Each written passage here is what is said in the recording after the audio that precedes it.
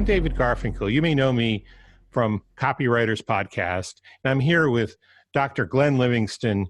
You may know him from neverbingeagain.com. And to be honest, that's what we make most of our living from and spend most of our time on. But we're doing this conversation today for another reason. And let me put it this way. I saw a really interesting quote on the internet from Ron Klain, who ran the last major pandemic response from the White House. He said, the virus is more patient than you are. Interesting thought, right? Yeah. Yeah. And so Glenn and I just got in touch. He reached out to me this morning on Facebook Messenger, said, how you doing, David? You healthy? And I said, yeah. And I said, I was just thinking it'd be really good to talk to people about working from home. We added it up, and together we have worked 60 years, each of, divide by two, but more than 60 years leading separate lives, working from home. We've been around the block a few times, seen some things. A lot of people are being asked or forced to work from home. I'm in San Francisco right now. I would have no choice if I didn't already work from home. Glenn, you can talk about your circumstances, but we're going to talk about, got a whole list here. Staying motivated, staying focused, socializing virtually, staying informed without getting overwhelmed, and of course, not binging on food, and what Glenn's specialty. I don't think I have too much to say about copywriting here, but who knows what's going to come up. Glenn, what are your thoughts on all of this? I should mention, you are you are a clinical psychologist, and I think you worked as a marriage and family counselor at one time. So you know about people and their problems in homes. Yeah, I know about people and their problems at home. I'm also a marketer. I've led a dual career, right? I never had children and I never commuted. I always worked at home. So I had a lot of time in my hands, and I had a very interesting career, but really a dual career. I did a lot of the CEO of two companies that did $30 million of consulting for Fortune 100 companies, and I had an advertising agency, and I was teaching marketing for a while. But my real love, first and foremost, is psychology, and I'm back in that full-time again, doing that at Never Binge Again. So you're asking, what are my thoughts about working at home? Well, yeah, I thought we could talk about some of the problems that come up. And so this will be good for people who are working at home and maybe have never addressed or solved these problems satisfactorily. But I really want to do this for the great number of people who are having to do this without much choice for the first time. I'm an introvert. I love to be myself. I get more energy being by myself than, I'm getting a lot of energy talking to you, but introverts get energy talking to small groups. There are some people who are extroverts, and it is their natural way of being to be around a lot of people. And that's where they get their energy. That's where they get their mojo. So what about loneliness? If all of a sudden, you were in an office, maybe a bullpen, an open office, and now you're by yourself, or what if you're an introvert and you like people like me? What do you do? I tell people, and I do myself, I schedule a couple of phone calls a day. I always spend, 20 minutes or so talking to my sister. I've got 3 or 4 really close friends. I try to check in with them most days. Sometimes I do the FaceTime, sometimes I don't. Mostly I do FaceTime with my niece and my nephew, who make silly faces at me while we do it. I don't have all that much to say. But I think that that's always allayed a good deal of my personal loneliness. I think it can help with other people. You're allowed to be with people if you're 6 feet apart and no more than 10 of you in a gathering at the present moment anyway. I don't know what the rules are going to be when they go forward. And so, you can call a friend and go for a walk and stay a little bit apart. You can go outside and people watch for a while. Sometimes I find that that's helpful. I live right on the beach. Now they just closed the beach, so there are not that many people on the beach. But up until this point, I could watch the people on the beach. There's this scene it was the remake of the Dawn of the Dead movie, where this group is stuck at the mall, and there's another group stuck about 100 yards away at another building, and they're all on the rooftop. And one of them is like aiming at a binoculars at the other one, and they're playing chess. They're like holding up a sign, play, pawn to queen 4, and knight takes pawn. And right across from me, there's this woman who comes out at about the same time that I exercise on my bike, looking right out the window. And every day she waves hello to me, I wave hello to her back, and I'm thinking, is this the beginning of the end of the world? Is the zombie apocalypse going to come? I don't know what her name is. I'm not playing chess with her, but every morning we say hello. And so, it's little things like that that remind you that there are other human beings in the world, and you're not, you're not living all alone, and there'll be a world to emerge to when this is all over. So, I'm a little afraid that she's going to see one of those Peloton commercials on TV and then learn your name, and from, across the balcony, she's going to be going, Glenn, you can do it. You can do it, Glenn. I wouldn't mind. She's kind of cute. So that would be okay. Well, good luck. Let's talk about motivation. So, I found when I had a job, because I did work in an office, I guess you did too, if you were running ad agencies and stuff. No, I ran it from home. Oh, did you? The only time I ever worked for anybody else, I was an intern in the hospital when I got my doctorate. Okay. But otherwise, no. Never. So it's just me, but a lot of times I would sort of be the passive aggressive employee and wait till the boss is breathing down my neck to really get productive. Of course, the minute you're at home, you can't really do that. Now, I've been working at home a long time, and I don't act that way anymore. I don't think, most of the time, maybe never, hopefully. But staying motivated, especially if you're used to other people or a structure to keep you motivated, how do we deal with that? One of my best tricks is to, in the morning when I'm spending 5 minutes journaling, which I do at least every morning, I ask myself what the biggest win today would be. Because there's so many things impinging on your psyche, and so many things that you could do. I say people tend to mix up their could do's with their should do's, and you get a little manic, and if there's nobody over your shoulder saying this is what you should do, then it's very confusing, and it's easy to let it all overwhelm you. But if I figure out what's the biggest win I could get today, the single most important thing I could get done today, then I know how to make the day successful, and I know where my priorities are. And I find that once I get that done, then I can ask myself the next question, what's the next most important thing that I get done? But if I know the biggest one, then that really keeps me focused and motivated, and checking that off my list makes me feel very accomplished. I think we've just inadvertently discovered the secret of how you are so manically productive, because you are. That'll really give you a focus, and it's not what should I do, or what's the next step on my project management flowchart. It's what's the biggest win today. I love that idea. What's the biggest win? Yeah, cool. All right, let's go to the dark side for a little, because these are dark times. Things are starting to get a little scary with the coronavirus, the COVID-19. And I've experienced some fear and some panic. I've talked to some people who've experienced the same or worse. As a psychologist, as well as a marketer and a work-at-home person, what are some quick tips you could suggest for people to avoid going in that downward spiral, In 2001, I got myself in a really bad situation financially. I was invested in a very modern focus group facility just outside of New York City. And for people who don't know the focus group industry, you have to fly to do focus groups.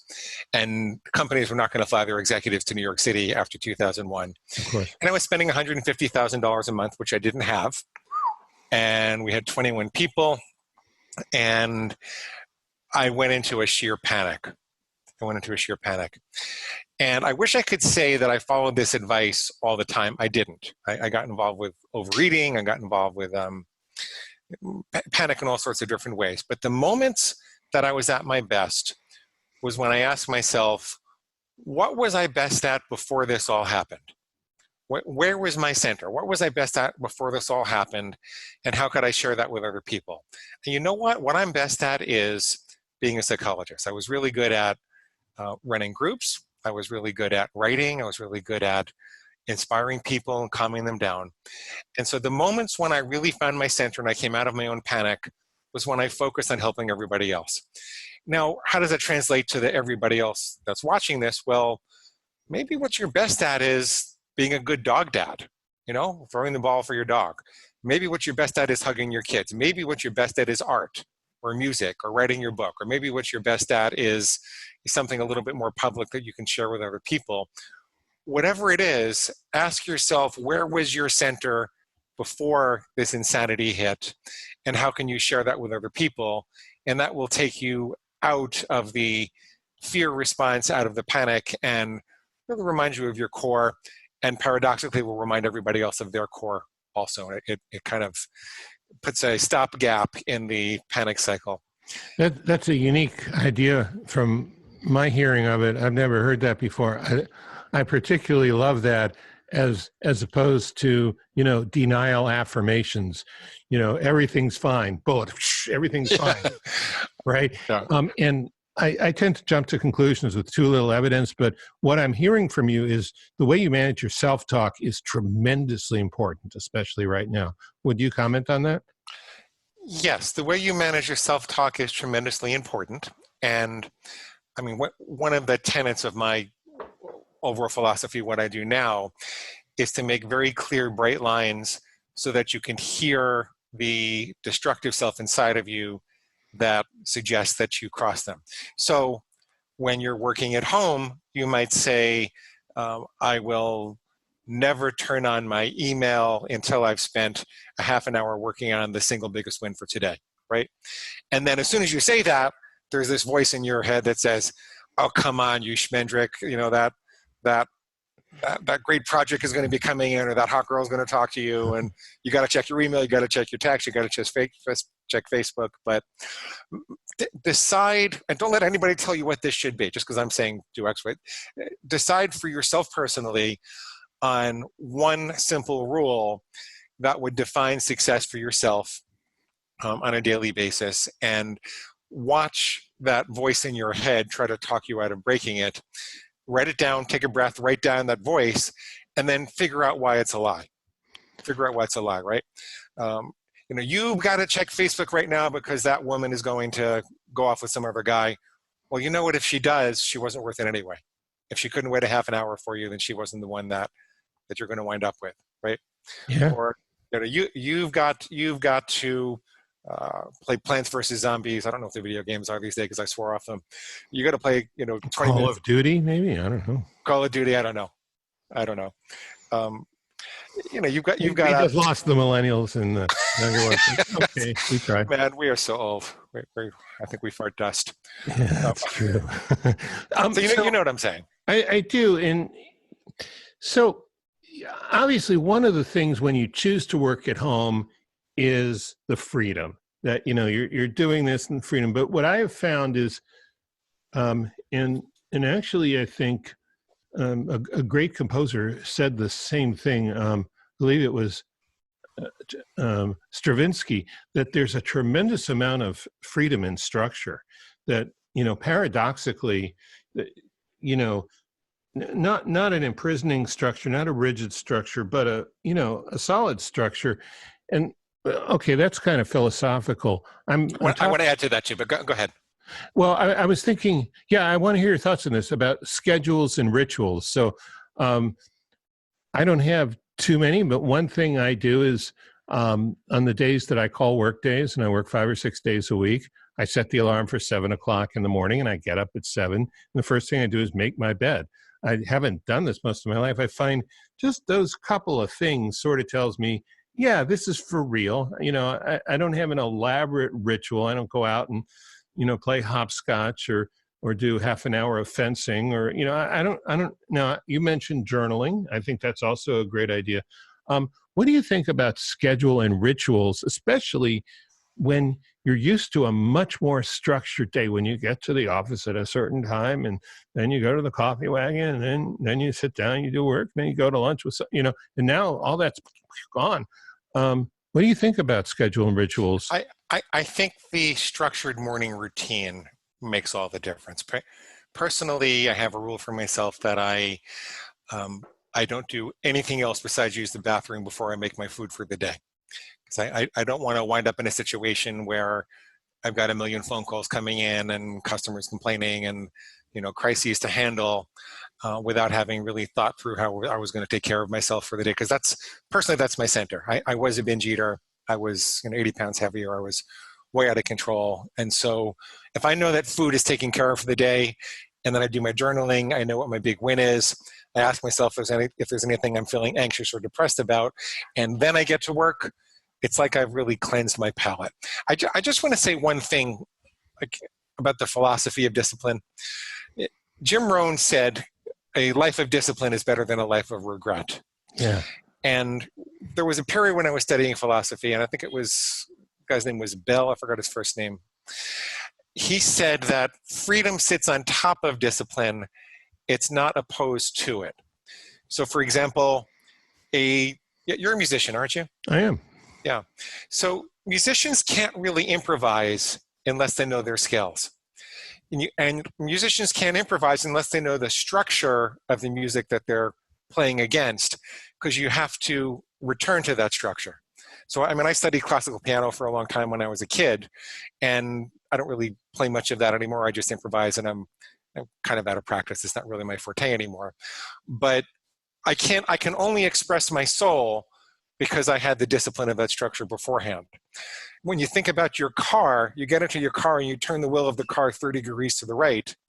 The car only goes 30 degrees right when you turn it 30 degrees to the right because of the discipline of the engineers that precisely measured and put everything together. And so our freedom has been vastly expanded by reliance on discipline over the years. Discipline isn't opposed to freedom. Discipline creates freedom. And so I do think that morning structure creates freedom for the day. That's really great. I want to jump to another topic because it occurs to me a lot of people are very hard on themselves, whether they reveal it or not. I would imagine as a psychologist, you know this much better than I do, but I've observed it. And I'm thinking that somebody who starts working at home and has an idea of what it's supposed to look like, and then is going to rain down judgment on themselves, that they're not doing it perfectly, and then start beating themselves up for that. That's probably not the best approach. Could you talk about that at all? I could validate that for sure. Is there a perfect way that things are supposed to look? Is there, when you're a kid and you're imagining what it's going to be like to be a fireman, and then you grow up and you find out what it's actually like to be a fireman, is there any way that that's going to perfectly match what you thought it was like when you were a kid? It's what I respect most about entrepreneurs are the people who don't get stuck in the fantasy. It's in the early days of my entrepreneurial life, it was very easy to design things in my ivory tower before I took any real risks. Build all these projects before. I'm sorry about the plane going overhead.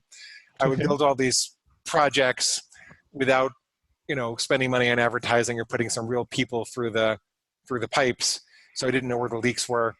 And what I found is that the sooner the rubber meets the road, the sooner that you put water in the pipes and figure out where the leaks are, the better you're going to be. And so, kudos to those people who have the guts to dive into this, or, whether by force or by goal, to dive into it and make it work. And the way it's going to work for you is going to be different than the way it works for everybody else. You and I, David, are sharing some of our idiosyncrasies.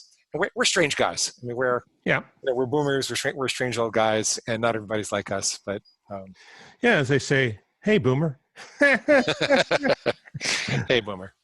Yeah. So, okay, great answer. And so I don't know if you know Josh Rosenberg, a friend of mine, client, mostly a friend. He's been a client once, but he did something I thought was ingenious the other day.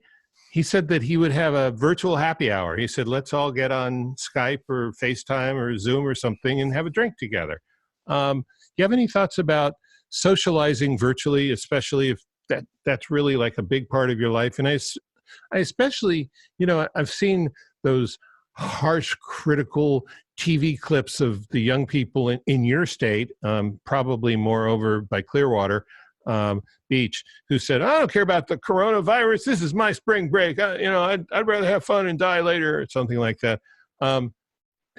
Setting aside the health and safety issues, which has been talked to death, I think when you're younger, you tend to be more social, if for no other reason than to meet a mate. And just because that's cool. That's what young people do. They get together. Any thoughts about, okay, so now you have to work at home. What about your gang, your bros, your sisters? I think if you haven't formed a mastermind by this point, this is a good time to do it. I think if you could find a group of people who complement one another, who you enjoy talking to, you like their company, you feel like they could have your back. If you haven't set that up as a weekly or bi-weekly thing, I think this is a good time to do that. That's a great idea. I mean, boy, do I agree with you on that. I've been in masterminds since the late 80s. Still good friends with one of the people from the one in the 80s. Met incredible people. And yeah, that's such a great thing to do. Great idea. Well, do you want to say more about that? Well, I mean, I've been in masterminds since not the late 80s, probably the late 90s. And that's how I met Doberman Dan. Doberman Dan and I have been in a mastermind for a lot of years. And those are the guys that I rely on when the chips are down. As soon as, Trump got on TV and made his speech and the stock market started crashing, I called those guys and I said, what do we do? How do we calm our markets, and what should we sell? What should we not sell? What's the message that we need to get across? I called them right away. Those are the ones I rely on. When I was getting divorced, those were the guys that were calling me every day to see how I was doing. So that I met a lot of my social need over the years. And I'm actually kind of between masterminds because that one fell apart a couple of months ago.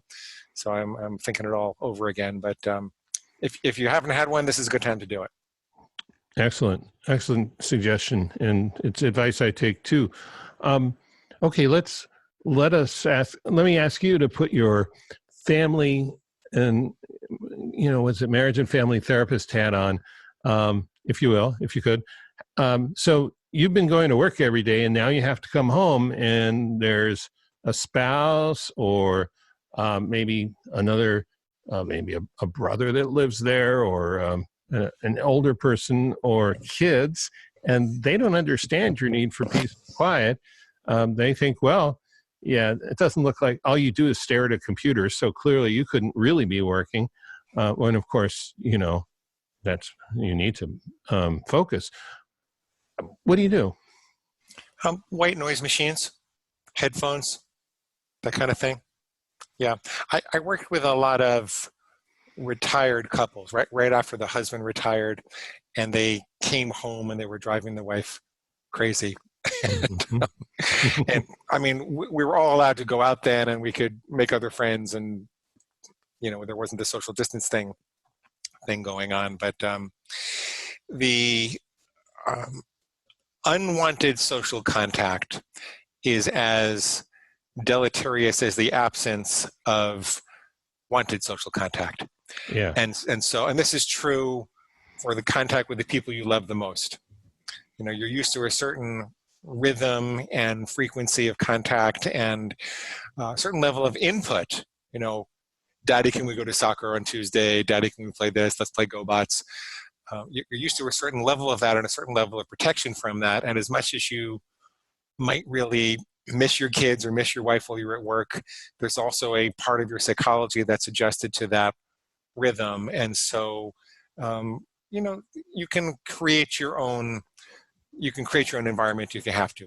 White noise machines, headphones, certain amount of communication. There's only so much people can adjust, and everybody compromises. Okay, good advice. And besides the human distractions, all the distractions in your head, how do you stay focused? I'm going to guess you say if you've decided what's the biggest win today, that's going to help, right? Yeah, I have a whiteboard, and I organize my life through, it's a kind of a combination of getting things done, First Things First and some of Brian Tracy's work, Eat That Frog. Mm-hmm. And it all, on Sundays, when I go over what I want to accomplish for the week, it boils down to just a few major goals that I put on my whiteboard, and that's in front of me all the time. And it has more of a real feeling to it. I could easily keep it on the computer or even on my desktop on the computer, but I find it's not as effective. So this way, if I'm sitting and having a cup of tea or I'm talking to a friend, I've got my whiteboard in the corner and I know what the most important goals are. And then as I accomplish them, I actually put a physical check mark next to it. And so I'm always thinking, what's the next most important thing? And I get a sense of accomplishment from moving down that. And I don't always finish everything on the whiteboard, but keeps me focused, keeps me motivated. And you are a fount of good practical ideas. I'm so glad we're having this conversation. Thanks. Yeah. So things are changing really fast as far as the whole virus situation is concerned. How do you draw the line between staying informed and getting overwhelmed with the information? Well, things are changing so fast and everybody's so panicked that you can pretty much rest assured that someone's going to tell you what you need to know. Mm-hmm. If you don't watch the news and don't tune into the news on Google or watch CNN all day or anything like that. So it's relatively safe. Check it a couple of times a week just to be sure. But I think that the tendency for us to focus on the potential danger and stay riveted and frozen in the fight or flight response rather than breathing and getting centered in what we're best at and being productive is very seductive to do that. I remember after 9/11 just watching the news all day long, and it was some of the worst days of my life. And in retrospect, I didn't have to do that. Yeah. And if you're an idealistic person, I realize everyone's not, and you want to think, what's the best thing I can do for the world? It's not necessarily consuming lots of news. It might be, your main business or your main mission in life. So you can look at it that way too. Yeah. And if you missed out on the toilet paper rush, you can always take more showers.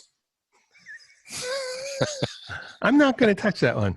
Okay. Thank you for that. Oh, I see. Okay. But it works. All right. So let's talk about your thing about not binging, since that's like, your business and your expertise and your, important thing to you. I imagine one reaction some people are going to have is what I would call emotional eating. Maybe that's what you call binging. How do you deal with that? Well, what you want to remember is, first of all, I learned that I don't really believe that emotions cause a binge. I think they might cause a desire to binge. Mm-hmm. People will say they're numbing out with food. But when was the last time you went to the dentist and he offered to inject you with chocolate instead of Novocaine? Never. Yeah, because chocolate does more than have a numbing effect on the emotions. It's not necessarily a comfort food. It's something you're getting high with. Yeah. It's an artificial concentration of sugar and chemicals and stimulants and everything like that. And so that's the first thing, is to not give yourself the excuse that this is simply emotional comfort food. There's more going on than that. And it's largely a bad habit. I don't think we have time to go into the whole philosophy today, but it's largely a very well-worn bad habit, and it's entirely possible to break that.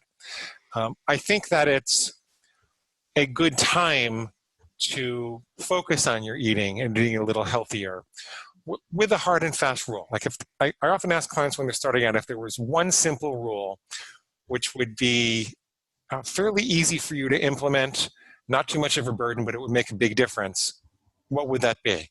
And I knew a guy who lost 150 pounds starting with a rule that said, I'll never go back for seconds.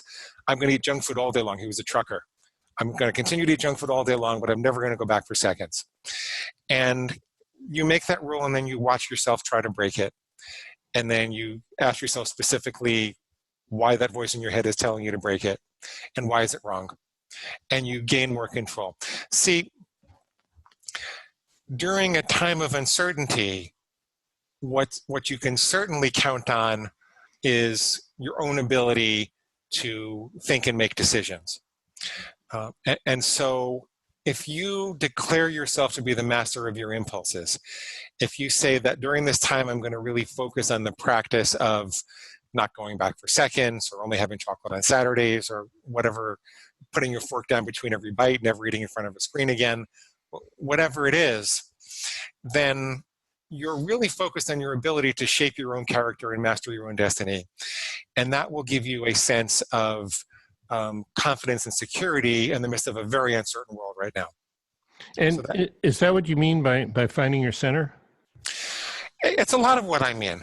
You could think of your center is who you know that you are.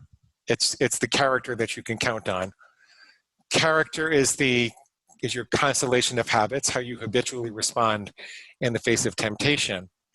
And when you realize that you have the ability to shape and shift those habits, then you realize you have the ability to shape and shift your own identity and your own character.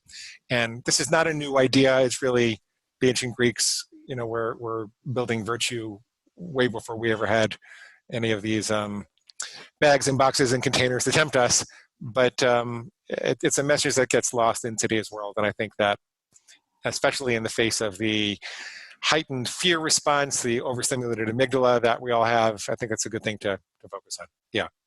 That's great. Now, maybe you've already covered this, but what's the one thing you can rely on 100% of the time? Well, that's what I was saying, David. I was saying what you can rely on is your ability to make decisions with your intellect rather than based from fear and emotion. That's good.